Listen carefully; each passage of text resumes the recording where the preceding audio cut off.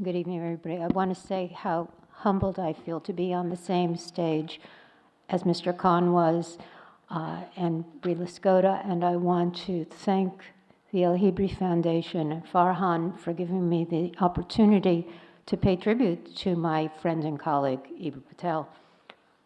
We just completed our New Year celebrations in my faith community, and I noted particularly this year prayers for healing, which in contemporary congregations involve a public acknowledgement of those asking for healing for loved ones. In Islam, I know there is a prayer for Shifa, the same concept, and this unites us in our common humanity and need. Right now in our nation, the need for healing is great because our body politic is sick. Next month, I hope this will be the focus for all of us. Right now, I want to honor my friend and colleague, Eboo, for he was a brilliant diagnostician. He saw the illness early, and he saw the cure. So, Eboo, your South Asian parents did get the doctor for a son that they no doubt hoped for. Eboo saw, before most of us did, that the cancer of hate was being spread by opportunists who wished to otherize our Muslim brothers and sisters and anyone else they could marginalize, Latinos, gays, immigrants. He saw the best way to combat the sickness was to bring together young people so that they knew each other and worked together around shared values for the common good. The interfaith youth corps that he founded is embracing and inclusive. But Eboo has not confined his efforts to campus. He does outreach across the spectrum of experience. He reaches out to those who resist any faith identification, a group that is growing among millennials. He reaches out to evangelicals, which for so long have resisted engagement with the Muslim community or indeed with any non-evangelical faith group. He even reached out to a principled conservative like me to ask how I could do more to live out my belief in an inclusive, pluralistic society that tries to maximize the potential of everyone living in it. Eboo inspired our work at the Inclusive America Project, an effort chaired by Madeleine Albright and David Gergen, which is working on recommendation for spreading efforts at religious inclusion and religious literacy around the country, a community-based approach that will share and encourage adoption of some of the best practice models like IFYC. Eboo has been so generous in his time, his creativity, and his willingness to introduce us to his network, and doing so, he has shaped our mission. And he has asked us to do better by asking us to be better, to invest ourselves in our neighbors and our community. In our most recent meeting of the Inclusive America Project, a young Muslim activist told us that one of the most important things that our project could do is to carry the water of their efforts. The burden was too great for them alone. And we will do that, but more than that is needed. We must all carry water for each other. For sometimes it is the sip of water brought to us by another that is the sweetest. Eboo knows that. Through IFYC, he has the chance to influence a generation of young people. His call for healing comes at the right moment, and I hope that all of us respond.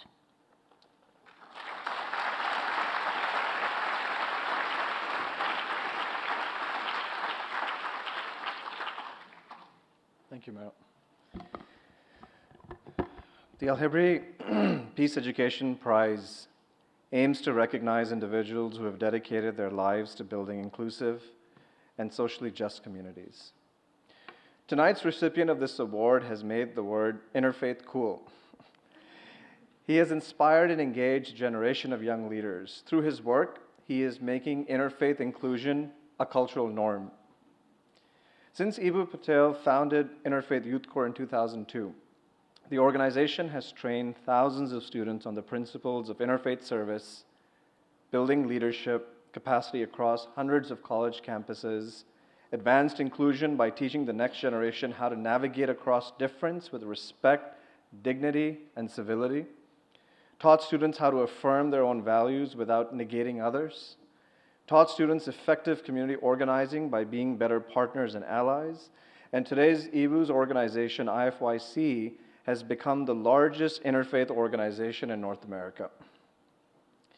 Jennifer Hoos Rothberg, partner funder who has also supported IFYC over the years, has remarked that Eboo has built IFYC into a high-performing nonprofit, which has all the hallmarks of a high-caliber organization, a great team, great board, a learning culture, a strategic and data-driven approach to achieving impact. But Eboo is not only an effective change maker, he's also a visionary. At a time when Americans are fiercely debating differences over race, class, and gender, David Gergen points out, it is Eboo who is pushing us to recognize, to achieve healing, we must reconcile religious differences as well. And this is the insight that is the basis for the interfaith movement. I can personally attest to the excitement that Eboo has sparked on college campuses. When I was working at University of Michigan, the chancellor of the campus, I remember, walked into my office and handed me Eboo's book, Acts of Faith. The chancellor had just attended the President's Interfaith Challenge, inspired by Eboo, and was excited for us to learn and get engaged. Since then, I followed Eboo's work with growing admiration and watched him work his magic with college students and with large crowds at influential gatherings. Yet for me, it is his humility and his erring that are among the most memorable qualities. Sorry, I had to put that in there. Eboo, thank you for being a scholar, an activist, an educator, a movement builder, an interfaith rock star, and an older brother. I would like to ask our chairman, Fuad El-Hibri, to join me in presenting our 2016 Peace Education Prize to Eboo Patel. Thank you so much for this. This talk of the challenges of founding nonprofit organizations reminds me of what I think are two very important voices that nonprofit founders have in their heads. The first voice for me is illustrated by a story that I think of about my father. When I was a kid, my parents owned Subway sandwich stores. Yes, I'm Gujarati. Some people know what that means in here. And I was a B team basketball player my sophomore year in high school. And my dad would come to my games at 8 o'clock on Saturday mornings, dressed in his big puffy red jacket with a scraggly gray beard, wearing a Subway hat, because he was off to do the opening shift. And he would sit with the opposing team's parents, because that was the closest spot to the door. And my friends, on the end of the bench where I was, because I wasn't playing, I was watching the B team play, would elbow each other and me and be like, look at Eboo's dad over there, right? He has no idea what he's doing. So afterwards, after one of these games, I go to my dad and I'm like, could you just trim the beard a little bit? Could you maybe wear the nicer coat you have and maybe take the Subway hat off just for the game? And he didn't really know what I was saying. And after a minute, he's like, oh, your friends are making fun of you. He looked at me, he's like, you think I care what these people think? You know how important that voice is when you're starting something? You think I care what these people think? Right? That's a hugely important voice to have in you. And for me, my dad is an exemplar of that. Here's a second voice to have.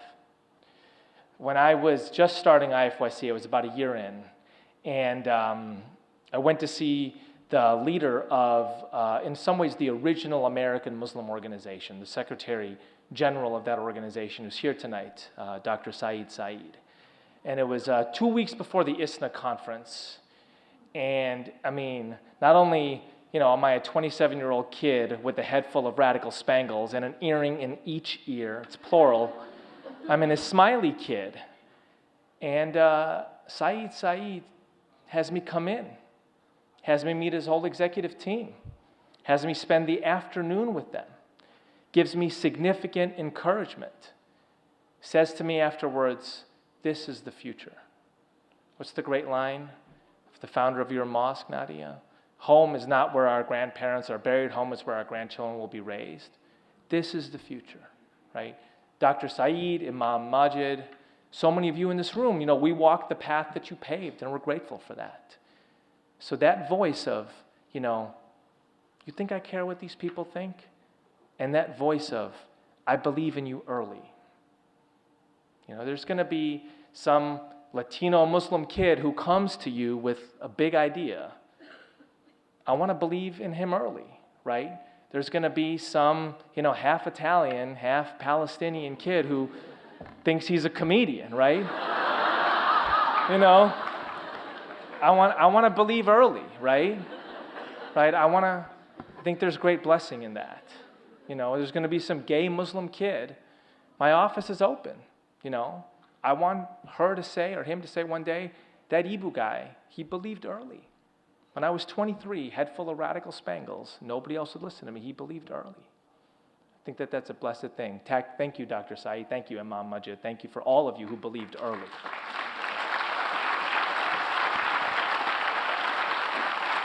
So, Farhan asked me to talk about what IFYC does, and I actually want to talk about it in terms of a great Sufi epic, the 12th century poem by Fariduddin Attar, The Conference of the Birds. It's not like it's my bedtime reading every night, but every once in a while it's important to go back to these great masterworks of Islamic literature. And the story of this poem is this gathering of birds comes together and they bemoan that they, of all creatures, don't have a king. And one of the birds steps forward, the great hoopoe, and says, we do have a king. The king's name is the Simurgh, and I will lead you to this king. It's a long, arduous journey, but trust me, it's worth it. And he describes the majesty of the king, the resplendence of the king. And one by one, the birds start to say, I'm not really in on this, right? It sounds too hard, however big the majesty might be. And the hoopoe goes to each one of the birds, the nightingale, the dove, goes to each one with the story about why they should join the journey. And so they go. And there's 7 valleys of challenge that they face. And across each of these valleys, the hoopoe keeps encouraging them. And several birds fall off along the way, but a set stays with. 30 birds comes to the door of the great Simurgh, and the door opens. And what these 30 birds see is this shimmering mirror in which is their own image. And in Persian, Simurgh means 30 birds. And the story of this poem is that a diverse community is holy. These birds that have made this journey, all these different backgrounds, have come together to glare upon the holy of the holies, and what they see is themselves, a diverse community bonded together by this journey. Everybody in this room knows that in Islam, diversity is sacred. It was ordained that way by God, made us different nations and tribes that we may come to know one another. What gift did Prophet Adam have that the angels didn't have? That Allah subhanahu wa ta'ala tells us about in Surah 2 of the Holy Quran. The ability to name diversity. Tell me the names, God says to the angels. They say, the only knowledge we have is to sing the glories of your name. Tell me the names, God asks Adam. And Adam can name them. The different parts of creation, the reason that we are made God's Abd and Khalifa, his servant and representative. But as holy as diversity is, it does not naturally form itself into community. We actually know this from the social sciences. Robert Putnam, in his work E Pluribus Unum, points out in a challenging finding that diversity and community are actually inversely correlated. But we can work on diversity to make it community. It's not going to construct itself. Bridges don't fall from the sky or rise from the ground. People build them. And that's why I love the hoopoe. He takes these different birds and he knows where each of them is coming from. Knows where the Jewish bird is coming from. Knows where the Muslim bird is coming from. Knows where the agnostic and atheist and Catholic and evangelical birds are coming from. Has a way of telling a story to the bird to bring them into the community. And when that group hits the 7 valleys of challenge and despair, has a way of saying, we'll get through this. We'll get through this. Has a way of casting a vision that's so bright and magnificent and resplendent that people will stay with it. And when they come to the end, they see themselves. I think that's powerful. I think that's beautiful. I call it, this little place, America. There's a great book of political philosophy by Michael Walzer. It's called What It Means to Be an American. And Walzer points out that for centuries, political philosophers believed that the only way to have diversity was under dictatorship.